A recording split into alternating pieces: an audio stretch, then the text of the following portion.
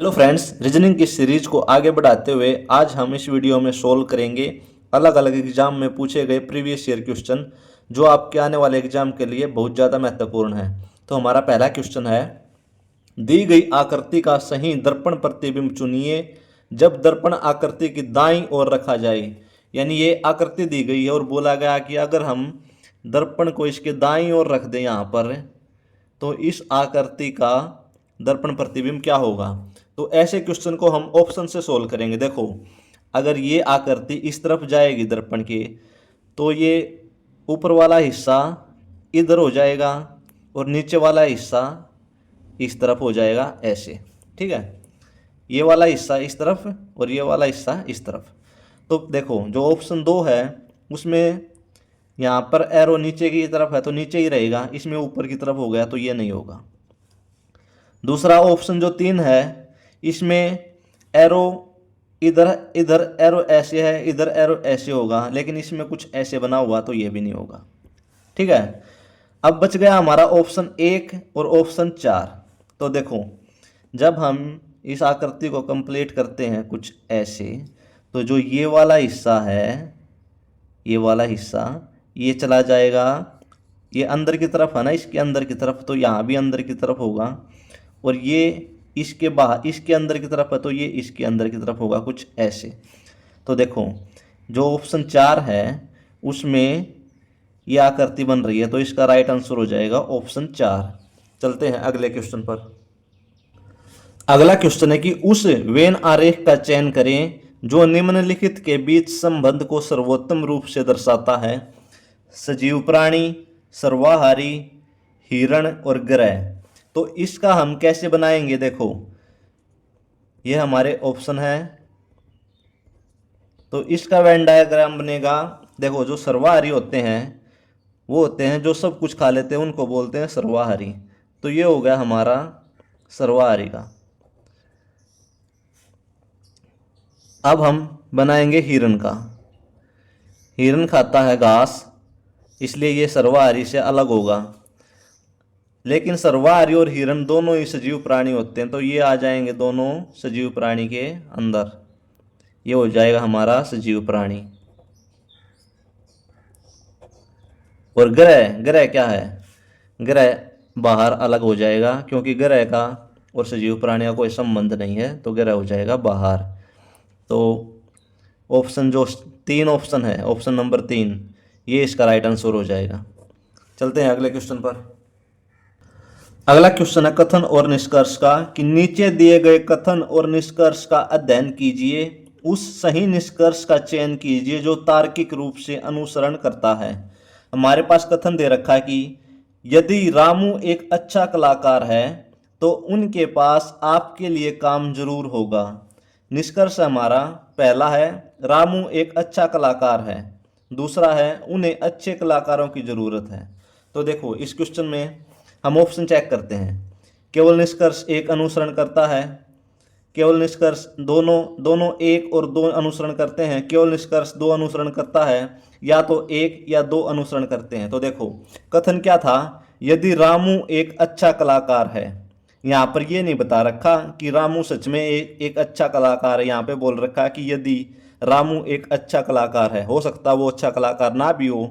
तो पहला ऑप्शन है निष्कर्ष में कि रामू एक अच्छा कलाकार है, तो ये तो हम कह नहीं सकते ना कि वो अच्छा कलाकार है, तो ये गलत हो जाएगा क्योंकि हो सकता है कि वो अच्छा कलाकार ना हो, क्योंकि कथन में स्पष्ट नहीं दे रखा कि रामू एक अच्छा कलाकार है। यहाँ पे लिख रखा कि यदि रामू एक अच्छा कलाकार है, तो निष्कर्ष हमारा पहला हो जाएगा गलत। ऊपर बोल रखा है कि तो उनके पास आपके लिए काम जरूर होगा, उन्हें अच्छे कलाकारों की ज़रूरत है। ये बिल्कुल सही हो जाएगा। यदि अच्छे कलाकार हो ना तो उनके पास आपके लिए काम जरूर होगा। तो यहाँ पर देखो ऑप्शन क्या है, केवल निष्कर्ष एक अनुसरण करता, गलत। दोनों 1 और 2 अनुसरण करते हैं, ये भी गलत। केवल निष्कर्ष 2 अनुसरण करता, बिल्कुल सही। तो ऑप्शन 3 इसका राइट आंसर हो जाएगा। चलते हैं अगले क्वेश्चन पर। अगला क्वेश्चन है कि दिए गए पैटर्न का ध्यानपूर्वक अध्ययन करके उस संख्या का चयन कीजिए जो इसमें प्रश्न चयन को प्रतिस्थापित कर सके। पहली संख्या 8, 32, 64। दूसरी संख्या दूसरी पंक्ति में है 7, 28, 56 और तीसरी पंक्ति में है 12 48 क्वेश्चन मार्क। तो जो पैटर्न यहाँ पर फॉलो हो रहा है वही हमें इसमें लगाना है, जो लॉजिक इनमें है वही इसमें लगाना है। तो ऑप्शन हमारे पास ए 96, 2 58, 3 55 और 4 48। तो देखो अगर ये जो 8 है, इस 8 का अगर हम स्क्वायर कर दें तो 64 बन गया, और इस 64 का आधा करें यानी 2 से भाग करें तो 32 हो गया। यही लॉजिक हम इसमें लगा के देखते हैं। इस 7 का अगर स्क्वायर करें 49, लेकिन यहाँ पर तो 56 है, तो ये लॉजिक तो नहीं लगेगा। इसमें हुआ क्या है, ये जो 8 है इसको अगर हम 4 से गुणा करें, 8 चौके 32, और जो ये 32 है इसको अगर हम 2 से गुणा करें तो 64। एक बार ये वाला लॉजिक हम इसमें लगा के देखते हैं। ये जो 7 है, 7 को अगर हम 4 से गुणा करें, 7 चौके 28, और इस 28 को अगर हम 2 से गुणा करें तो 56। तो हमें समझ में आ गया इसमें क्या लॉजिक लगा है। जो पहली संख्या है ना उसको 4 से गुणा करना है, उसके बाद जो निकल कर आता है उसको 2 से गुणा करना है।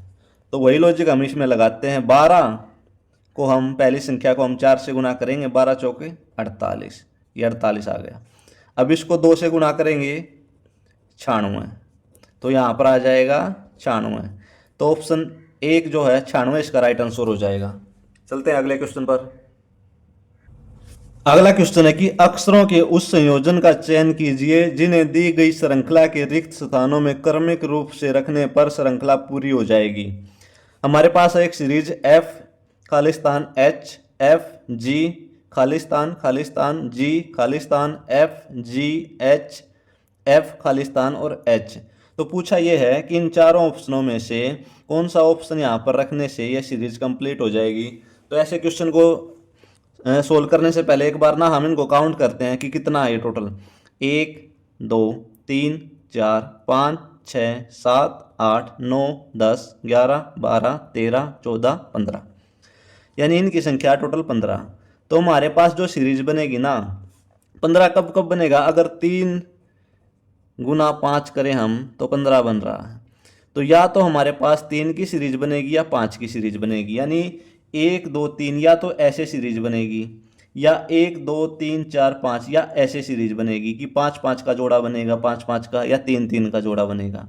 तो सबसे पहले हम 3 से शुरुआत करते हैं। तो देखो F यहाँ पर है 1 2 3 1 2 3 1 2 3 1 2 3, ठीक है। F पहले F है, बीच में खालिस्तान है, बाद में H है। यहाँ पर पहले F है, बीच में G है, तो हम यहाँ पर G रखेंगे। बाद में H है, यहाँ पर बाद में H रखेंगे।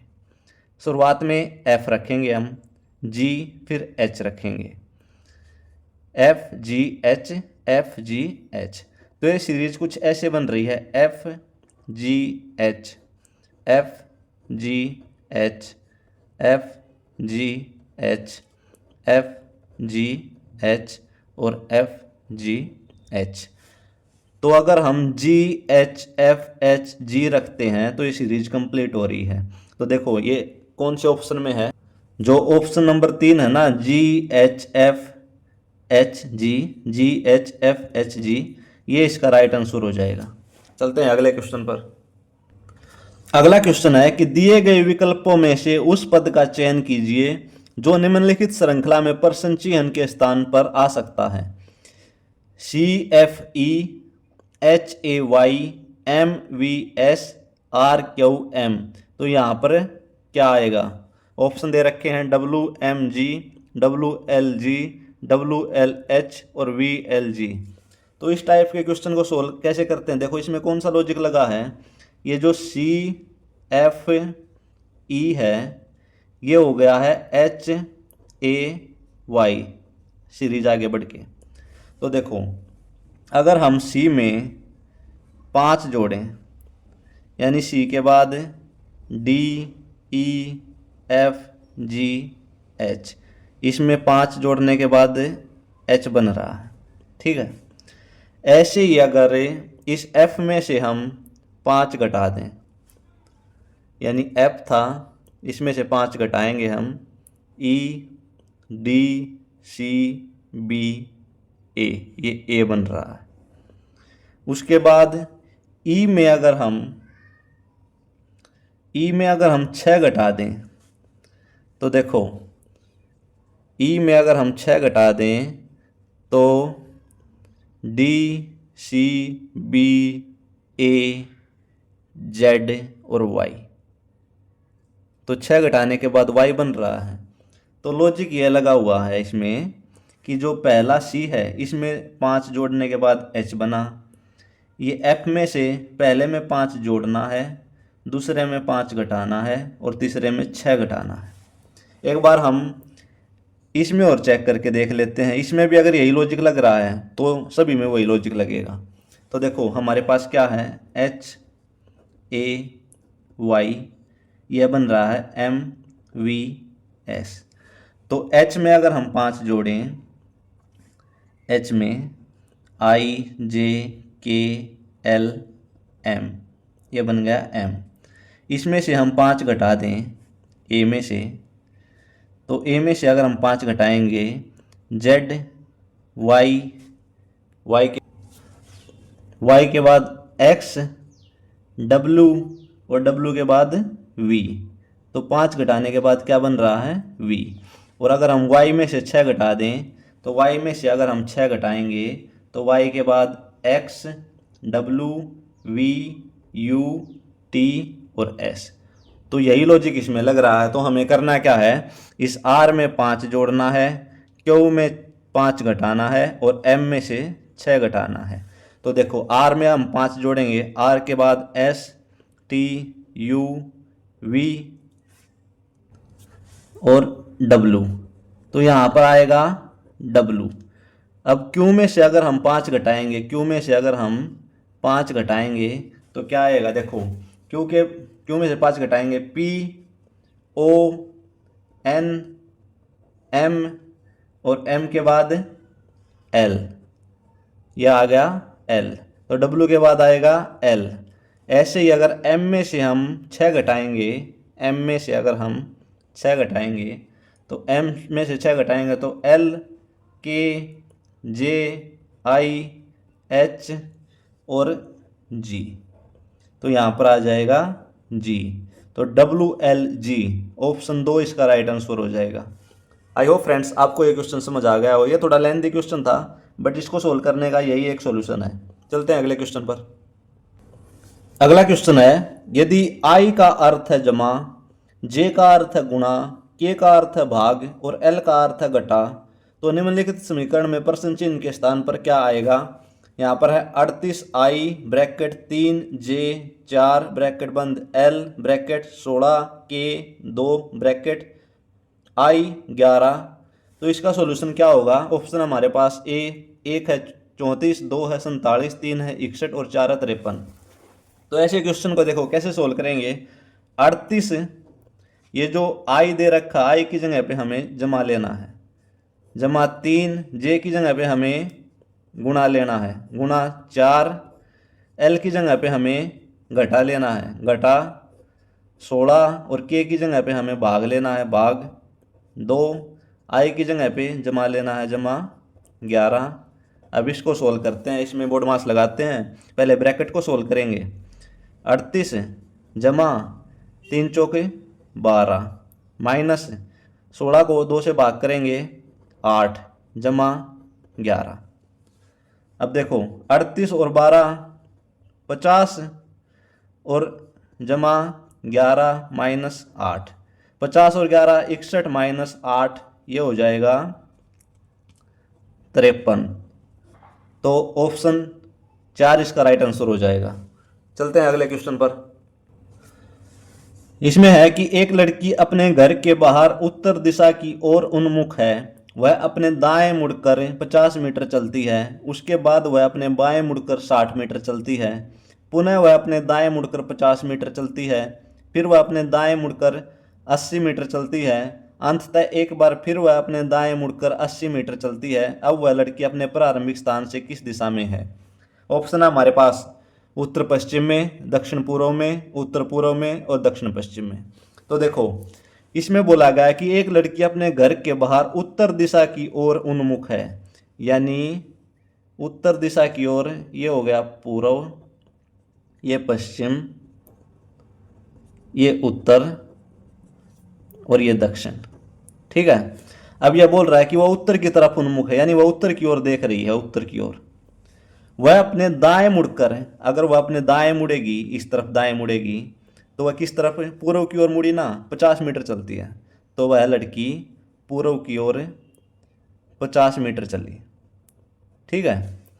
उसके बाद वह अपने बाएं मुड़कर 60 मीटर चलती है, यानी ये इसका दायां, ये इसका बायां। बाएं मुड़कर वह कितनी चली?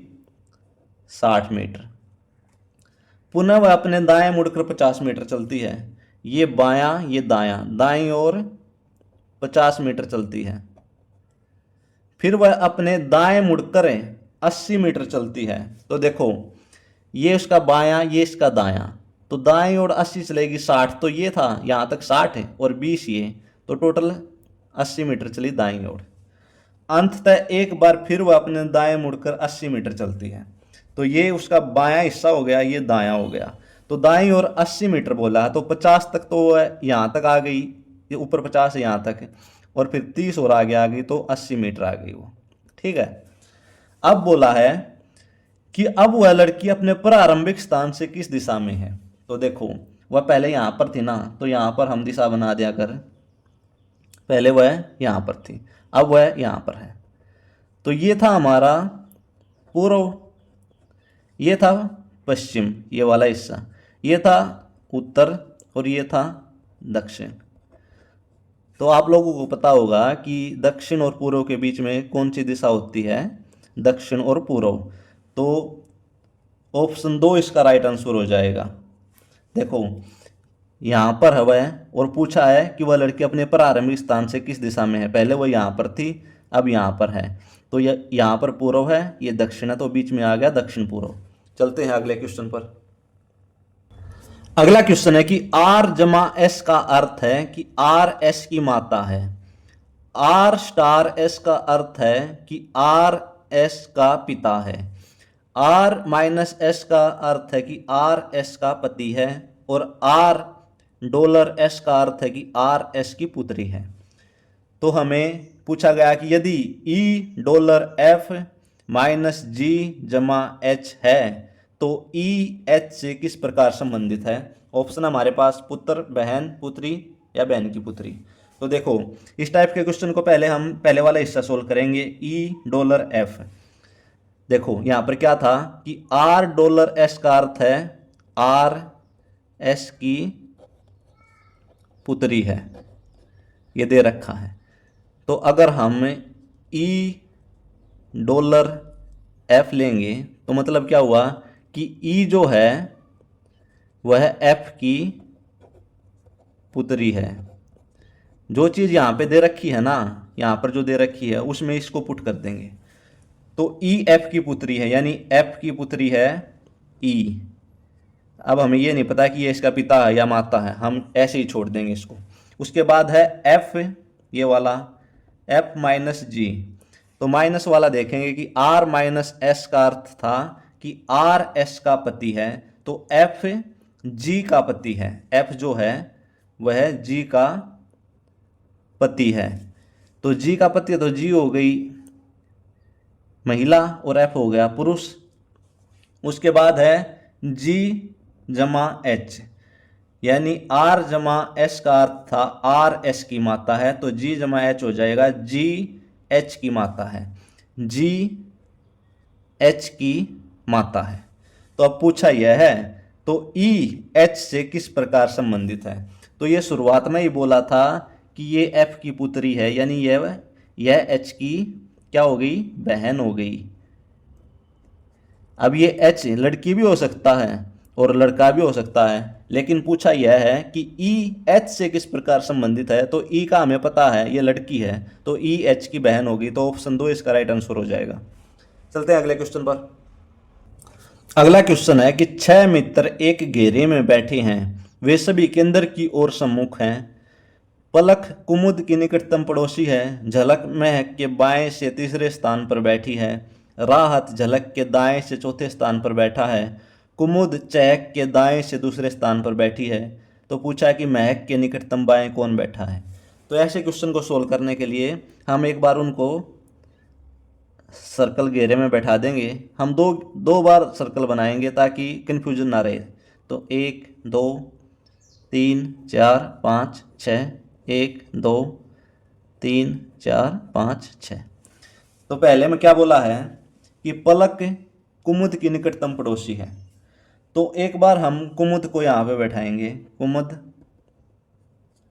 एक बार कुमुद को यहाँ पे बैठाएंगे।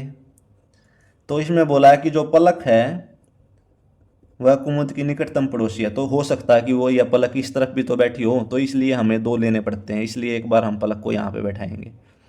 देखो इसमें भी ये जो पलक है ये कुमुद की निकटतम पड़ोसी हुई ना, और इसमें भी, इसलिए 2 लिए हैं। अगला है कि झलक महक के बाएं से तीसरे स्थान पर बैठी है। तो देखो अगर हम महक को यहाँ पर बैठा दें तो झलक महक के बाएं से तीसरे स्थान पर, बायां पहला दूसरा तीसरा, तो झलक बैठ गई यहाँ पर, ठीक है। और एक बार झलक को यहाँ पे बैठा देंगे, ये महक के बाएं से तीसरा पहला दूसरा तीसरा। उसके बाद राहत झलक के दाएं से चौथे स्थान पर बैठा है। यानी झलक का दायां कौन सा हो गया, ये वाला हिस्सा, ये वाला पहला दूसरा तीसरा चौथा, तो राहत को हम यहाँ पे बैठा देंगे। ऐसे ही झलक का दायां चौथा कौन सा हो गया, पहला दूसरा तीसरा चौथा, तो यहाँ पे ऑलरेडी पलक बैठी हुई है तो ये वाला नहीं होगा, अब हमें यही लेके चलना है। तो बच गया कौन सा, बच गया इसमें। उसके बाद क्या था, कुमुद चहक के दाएं से दूसरे स्थान पर बैठी है। कुमुद चहक के दाएं, तो चहक को हम यहाँ पे बैठा देंगे, चहक के दाएं पहला दूसरे स्थान पर बैठी है। ये बन गया हमारा डायग्राम सही। अब है महक के निकटतम बाएं कौन बैठा है। तो महक के निकटतम बाएं, बाएं कौन बैठा है, पलक। तो ऑप्शन 1 इसका राइट आंसर हो जाएगा। आई होप फ्रेंड्स आपको वीडियो पसंद आई होगी। आपका दिन शुभ हो। धन्यवाद।